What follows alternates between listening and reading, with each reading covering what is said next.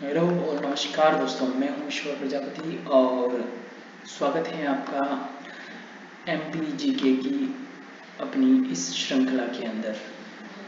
दोस्तों, YouTube पर MPGK की बड़ी बड़ी वीडियो है जिसमें एक एक टॉपिक के लिए लगभग 2-3 घंटे का जो है टाइम खर्च किया गया है। लोग लंबे लंबे वीडियो बनाते हैं और बिना फालतू में अपना जो है स्वार्थ सिद्ध करते रहते हैं। हम जो इस MPGK की श्रृंखला में कम से कम समय में अधिक से अधिक जो है एग्ज़ाम ओरिएंटेड कंटेंट आपको अवेलेबल करवाएंगे। इसलिए अगर आपने हमारे YouTube चैनल लो एक्सेस इंस्टीट्यूट को अगर सब्सक्राइब नहीं किया है तो जल्द से जल्द सब्सक्राइब करें और बिना देरी के हम स्टार्ट करते हैं अपना जो मध्य प्रदेश के ऊपर वीडियो सीरीज। आज हम इस वीडियो में मध्य प्रदेश के गठन के बारे में पढ़ने वाले हैं। दोस्तों, राज्यों का जो एकीकरण है वो भारत स्वतंत्रता प्राप्ति के समय लगभग भारत में जो 562 देशी रियासतें थी, जिनमें इनमें से अधिकांश देशी रियासतों का भारत में विलय तात्कालिक गृह मंत्री और देशी रियासतों के मंत्री सरदार वल्लभ भाई पटेल तथा गृह सचिव VP मेनन के अथक प्रयासों और कुशल नेतृत्व के परिणाम स्वरूप हुआ। भारत की 559 देशी रियासतें तो भारत संघ में शामिल हो गई थी, लेकिन 3 ऐसी देशी रियासतें थे जिन्होंने भारत संघ से अलग रहने का निर्णय लिया था, जिनमें ये रियासतें थी जम्मू कश्मीर, जूनागढ़ और हैदराबाद। 26 अक्टूबर 1947 को जब जम्मू कश्मीर के ऊपर कबायलियों ने हमला किया तो वहाँ के राजा हरि सिंह ने विलय पत्र पर साइन करके, इंस्ट्रूमेंट ऑफ एक्सेशन पर साइन करके भारत संघ में शामिल हो गए। जूनागढ़ की बात करें तो जूनागढ़ रियासत जो है 20 फरवरी 1948 को जनमत संग्रह के द्वारा जो है वो भारत संघ में शामिल हुआ। फिर हैदराबाद की बात करें तो हैदराबाद 18 सितंबर 1948 को ऑपरेशन पोलो द्वारा भारत संघ में शामिल हुआ। राज्य पुनर्गठन आयोग की सिफारिश पर जो राज्य बना है उससे पहले MP का जो नक्शा है दोस्तों कुछ इस प्रकार का था, है ना। 1950 से 56 के बीच MP का या मध्य प्रदेश का नक्शा कुछ इस प्रकार था, है ना, जिसमें जो राज्य हैं वो 4 पार्ट में राज्य पुनर्गठन आयोग बनाने से पहले राज्यों को 4 श्रेणियों में रखा गया था। पार्ट A के राज्य, पार्ट B के राज्य, पार्ट C के राज्य और पार्ट D के राज्य। MP में जो है MP का अभी वर्तमान का क्षेत्र है, इसमें पार्ट A, पार्ट B और पार्ट C के ही क्षेत्र थे, है ना। पार्ट D में वो क्षेत्र आते थे जो कि केंद्र शासित प्रदेश के अंदर अगर आते हैं तो उन्हें पार्ट D में रखा जाता है। MP का ऐसा कोई भी क्षेत्र नहीं था जिसे केंद्र शासित प्रदेश में रखा गया हो। वो केवल एकमात्र जो था भारत का वो था आपका अंडमान निकोबार द्वीप समूह। पार्ट A में सेंट्रल प्रोविंस एंड बरार का क्षेत्र था, इसकी राजधानी नागपुर थी। फिर पार्ट C में विंध्य प्रदेश और भोपाल, इन दोनों को पार्ट C की कैटेगरी में रखा गया था। विंध्य प्रदेश की राजधानी रीवा थी और मध्य भारत की बात करें तो ये पार्ट B में रखा गया था और इसकी राजधानी जो ग्रीष्मकालीन थी वो इंदौर और शीतकालीन राजधानी ग्वालियर थी दोस्तों। फिर आगे बात करें तो ये कुछ पार्ट A में जो गवर्नर का शासन था, इसमें 9 प्रांत आते थे और पूर्वी मध्य प्रदेश और CP और बरार का जो क्षेत्र है वो पार्ट A में आ रहा है। पार्ट B जो है वहाँ पर शासन था विधानमंडल प्लस शाही शासन, इसमें 9 प्रांत आ रहे थे, 9 राज्य आ रहे थे और इसका क्षेत्र जो है इसको मध्य भारत कहा जाता है। पार्ट C में की बात करें तो यहाँ पर ब्रिटिश भारत के कमिश्नर का शासन था। ये इसमें 10 प्रांत आते थे, विंध्य प्रदेश तथा भोपाल यहाँ पर इसके अंदर आता है। पार्ट D में बात करें तो यहाँ पर केंद्रीकृत शासन था और पूरे भारत में अंडमान और निकोबार यही एकमात्र जो है वो पार्ट D में आता था, जिसका मध्य प्रदेश से कोई संबंध नहीं है। इसी के बारे में आपको ये आगे जानकारी दी गई है, इससे फिलहाल आपका कोई संबंध नहीं है, ये नोट ध्यान रखिए। एकमात्र रियासत जो वर्तमान में मध्य प्रदेश में है वह है मकड़ाई हरदा के अंदर। फिर बात करें इसका प्रारंभिक नाम मालवा यूनियन था। विंध्य प्रदेश विंध्य प्रदेश जो भाग सी में है उसके बारे में आपको कुछ जानकारी यहाँ पर दी गई हैं, और विंध्य प्रदेश के बारे में अन्य यहाँ पर जानकारियाँ आपको भोपाल के बारे में। सीधे ही दोस्तों हम राज्य पुनर्गठन के बारे में बात करेंगे। जो राज्य पुनर्गठन 1950 में भारतीय संघ के राज्यों को 4 प्रकार से वर्गीकृत किया गया था: भाग ए, भाग बी, भाग सी तथा भाग डी। अभी हम देख ही चुके हैं कि मध्य प्रदेश के कौन कौन से हिस्से को भाग ए, बी और सी में डाला गया था, और मध्य प्रदेश का कोई भी क्षेत्र जो है भाग बी में नहीं आता था, जिसके तहत राज्यों की कुल जो संख्या थी वो 29 थी, किंतु यह अस्थायी व्यवस्था थी। अतः देश के विभिन्न भागों से, विशेष रूप से दक्षिण भारत की बात करें तो यहाँ यह मांग उठने लगी कि राज्यों का पुनर्गठन जो है भाषा के आधार पर किया जाए, जिसके लिए सरकार ने निम्न प्रयत्न किए। राज्यों के पुनर्गठन हेतु प्रयास यहाँ पर किए गए सरकार द्वारा। यहाँ पर एक भाषाई प्रांत आयोग बनाया गया था जून 1948 में। धर की जस्टिस एस.के. धर की अध्यक्षता में एक आयोग बनाया गया था जिसका नाम था धर आयोग या धर कमीशन। फिर इसी की अनुशंसा को रेक्टिफाई करने के लिए जेबीपी समिति बनाई गई थी जो कि दिसंबर 1948 में। फिर फजल अली आयोग जो है इसी को राज्य पुनर्गठन आयोग भी कहा जाता है, जिसका गठन किया गया था 21 दिसंबर 1953 के बारे में। तो इन तीनों आयोग के बारे में थोड़ी सी चर्चा हम यहाँ कर लेते हैं आगे दोस्तों। हाँ, भाषाई प्रांत आयोग जो है बनाया गया था जून 1948 में। इसके अध्यक्ष थे एस.के. धर, जिसका पूरा नाम था श्याम कृष्ण धर। इन्होंने रिपोर्ट अपनी पेश की थी दिसंबर 1948 में। अपनी रिपोर्ट में इन्होंने यह सिफारिश की गई कि राज्यों का पुनर्गठन भाषा के स्थान पर प्रशासनिक आधार पर किया जाना चाहिए। इन्होंने नकार दिया था कि भाषा के आधार पर भारत का जो है पुनर्गठन या राज्यों का पुनर्गठन नहीं किया जाना चाहिए, जबकि प्रशासनिक आधार पर किया जाना चाहिए। इसका परिणाम ये हुआ कि इस रिपोर्ट के परिणाम स्वरूप जो है अत्यधिक असंतोष फैल गया। जब एस.के. धर कमेटी ने ये अनुशंसा की कि भाषा के आधार पर राज्यों का पुनर्गठन नहीं किया जाना चाहिए, तो पूरे भारत में असंतोष फैल गया, जिसके परिणाम स्वरूप कांग्रेस द्वारा एक अन्य भाषाई क्षेत्र आयोग का गठन किया गया, जिसे जेबीपी समिति भी कहा जाता है। इस जेबीपी समिति का गठन जो है दिसंबर 1948 में किया गया था। इस जेबीपी कमेटी का पूरा नाम था जवाहरलाल नेहरू, वल्लभ भाई पटेल तथा पट्टाभी सीतारमैया। इस जेबीपी समिति ने अपनी रिपोर्ट 4 अप्रैल 1949 को पेश की।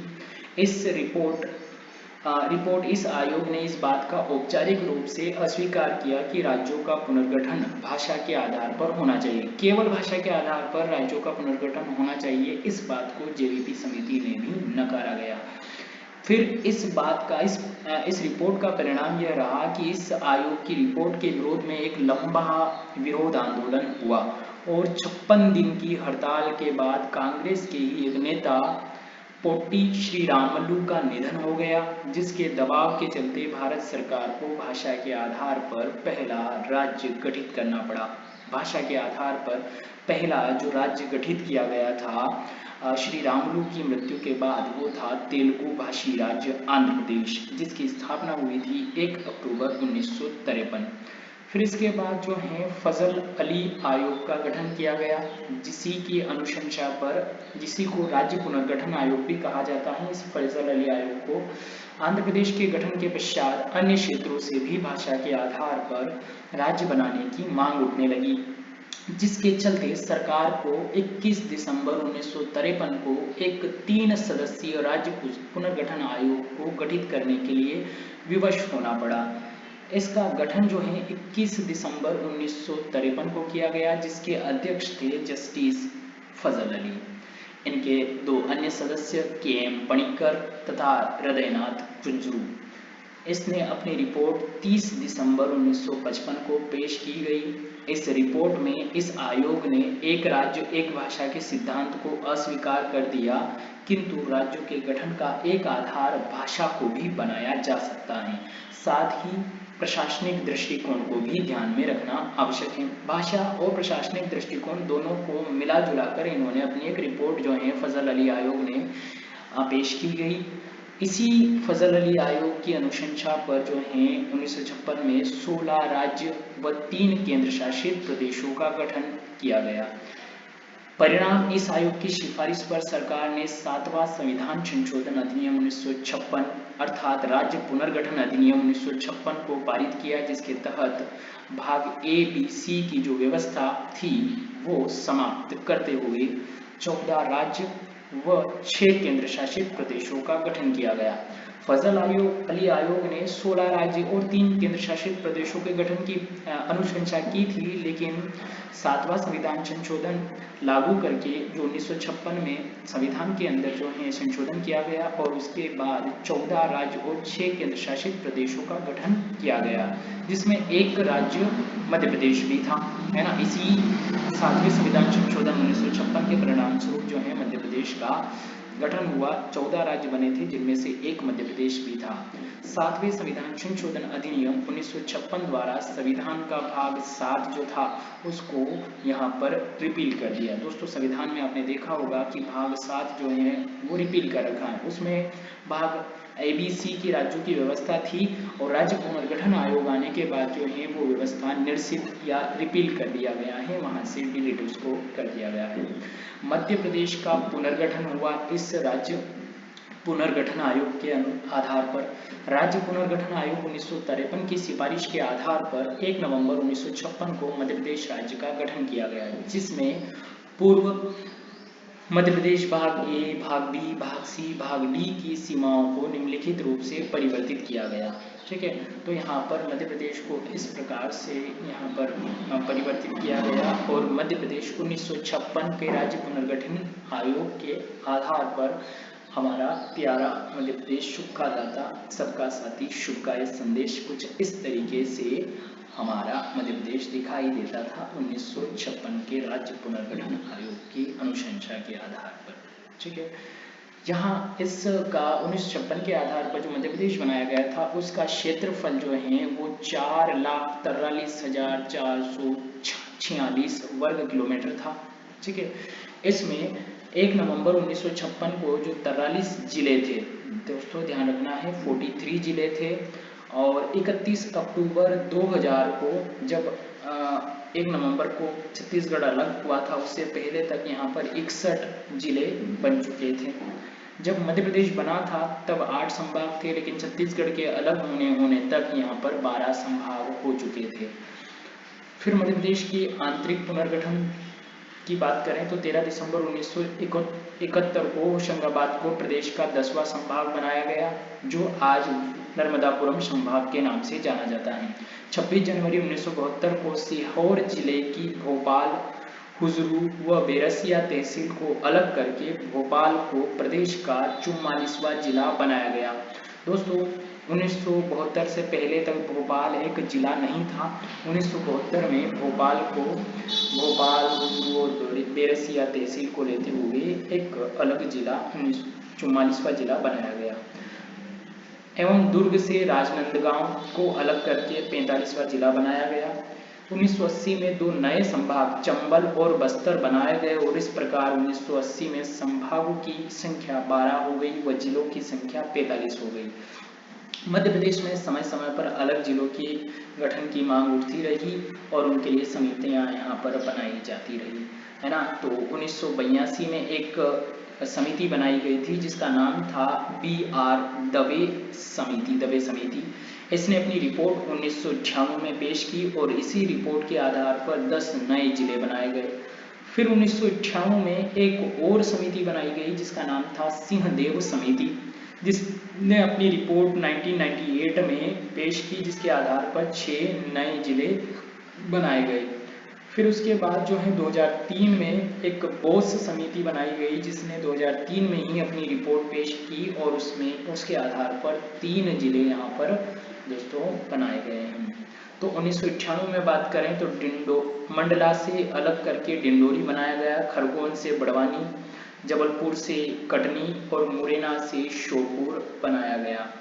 इसी प्रकार सिंहदेव समिति की अनुशंसा पर शहडोल से अलग करके उमरिया, मंदसौर जिले से नीमच जिले को अलग 19 जून 1998 में किया गया और होशंगाबाद से हरदा को भी 1996 में अलग किया गया। इस प्रकार 1996 में प्रदेश में जिलों की संख्या 61 हो गई और संभागों की संख्या 12 हो गई। अब 1998 के बाद जो है मध्य प्रदेश को छत्तीसगढ़ से विलय होने का जो है एक दंश झेलना पड़ा।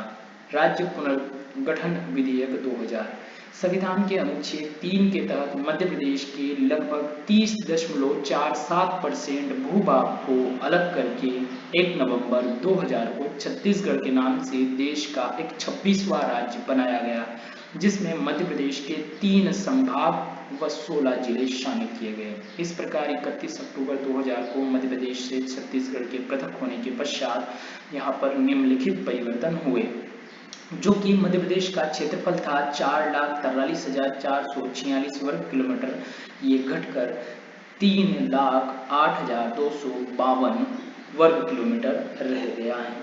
लेकिन ये मध्य प्रदेश और छत्तीसगढ़ के बीच में अभी भी दोस्तों किरार घाटी, जो कि अमरकंटक के अंदर है, ये अभी भी विवादित स्थान है कि मध्य प्रदेश के अंदर आता है या छत्तीसगढ़ के अंदर। 1,35,194 वर्ग किलोमीटर क्षेत्रफल छत्तीसगढ़ में शामिल होने के बाद मध्य प्रदेश देश का दूसरा बड़ा राज्य बना और 30.47% क्षेत्रफल जो है छत्तीसगढ़ में शामिल हो गया। अब मध्य प्रदेश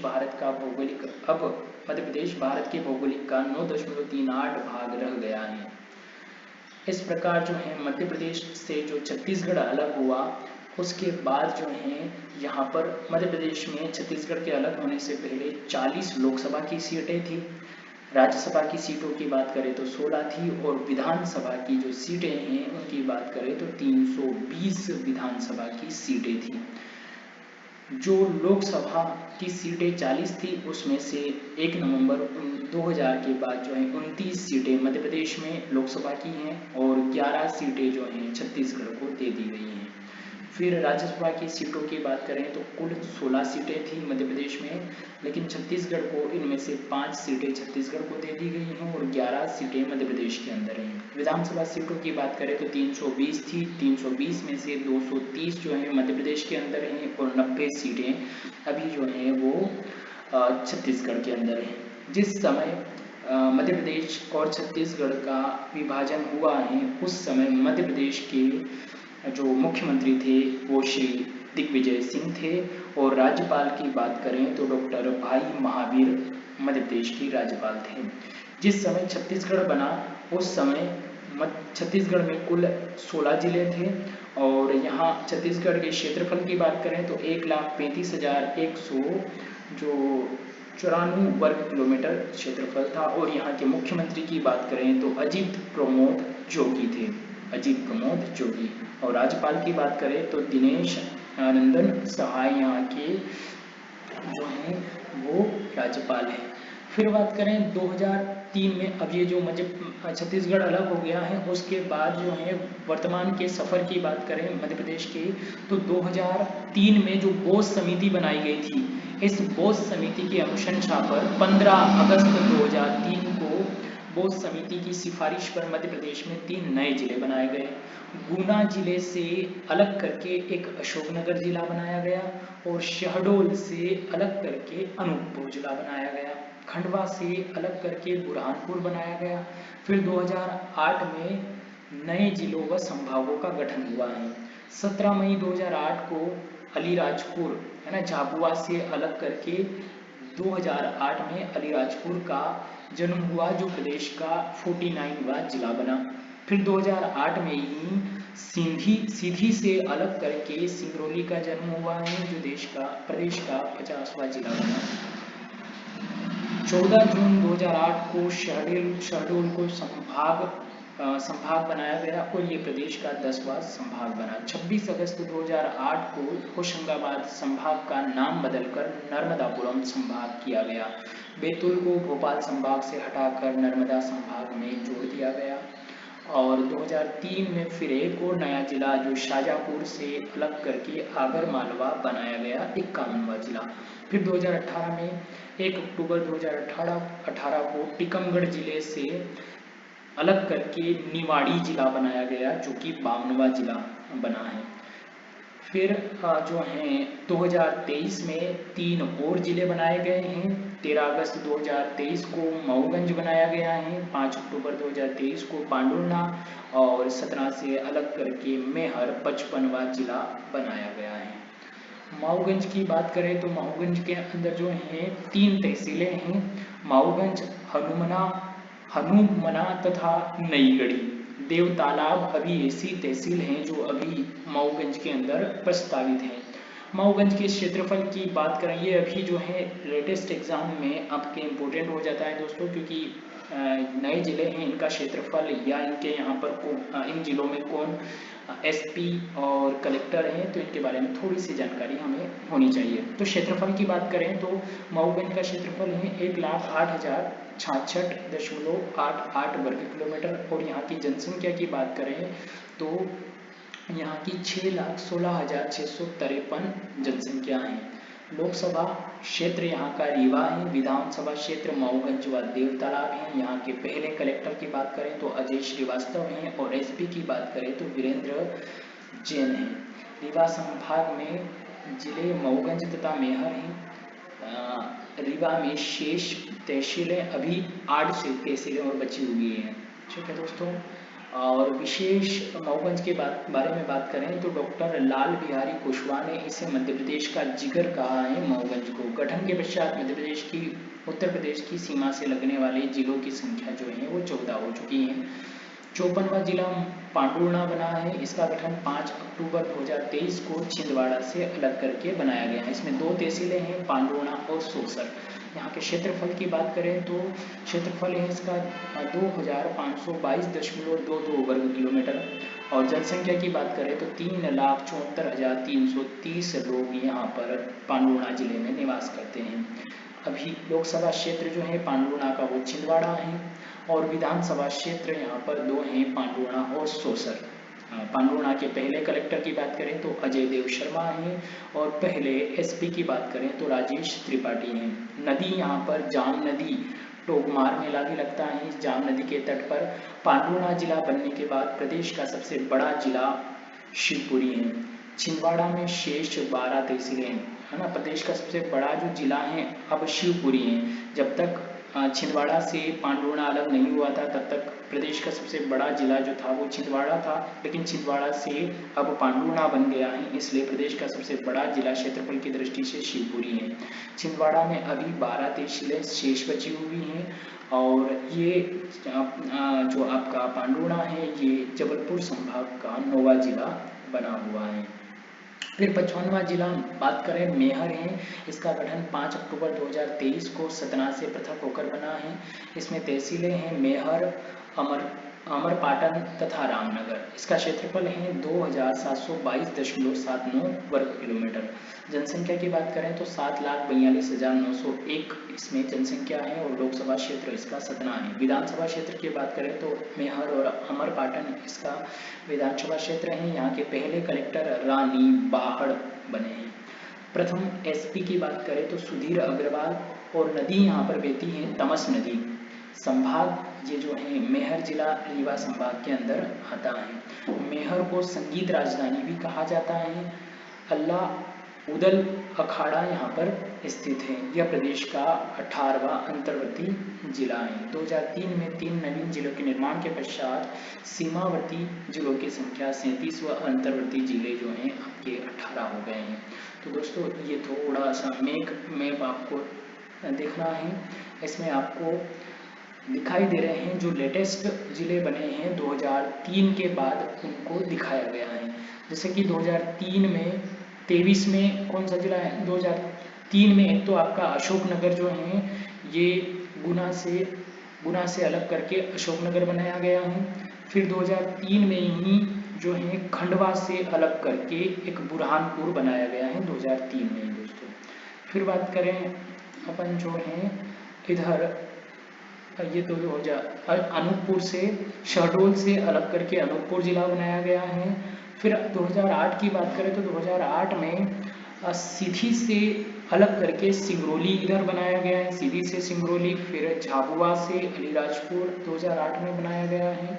फिर 2013 की बात करें तो 2013 में शाजापुर से अलग करके, ये शाजापुर जिला है, इससे अलग करके आपका आगरमालवा जिला बनाया गया है, ठीक है।